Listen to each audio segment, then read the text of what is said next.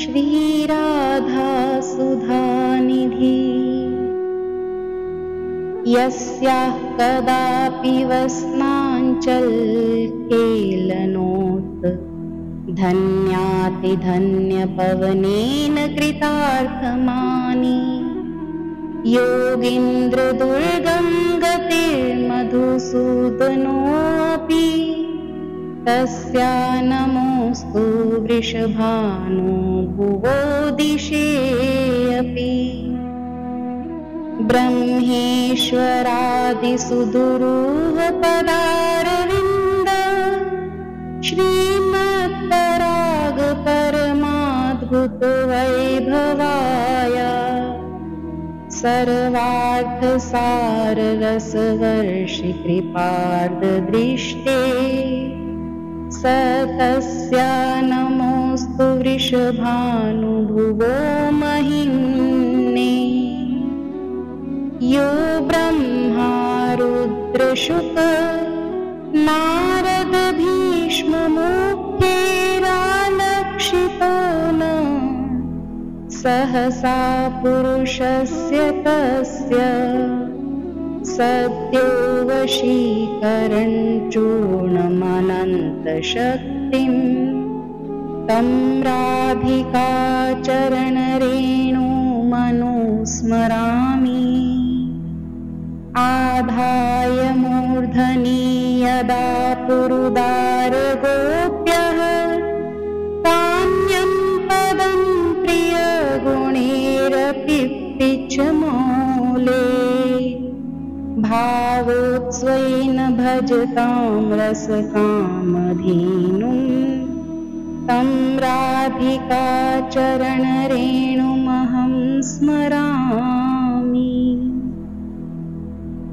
दिव्यप्रमोदरससारनिजाङ्गसङ्ग पीयूषवीचिनिचयैरभिषेचयन्ति कन्दर्पकोटिशरमूर्छितनन्दसूनु सञ्जीवनी जयति कापि निकुञ्जदेवी। तन्नः प्रतिक्षणचमत्कृतचारुलीला लावण्यमोहन्महामधुराङ्गभङ्गी राधाननं हि मधुराङ्गकलानिधान माविर्भविष्यति कदा रससिन्धुसारम्।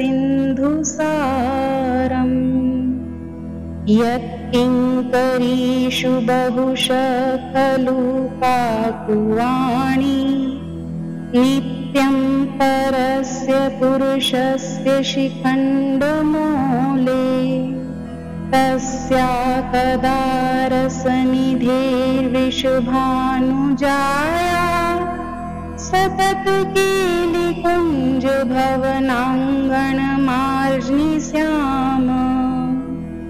वृन्दानि सर्वमहतामपहाय दुराद वृन्दाटवीमनुसर्प्रणयेन चेतः सत्तारणीकृतसुभावसुधारसौघम् राधाभिधानमिह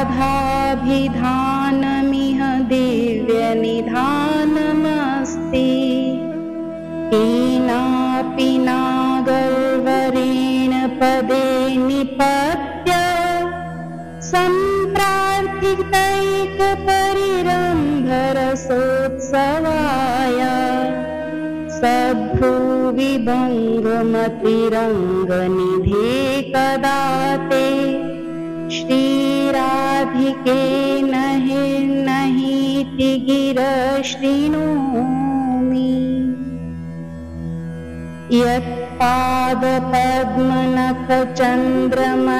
यत्पादपद्मनखचन्द्रमणिछटाया विस्फूर्जितं किमपि गोपवधूष्वदर्शि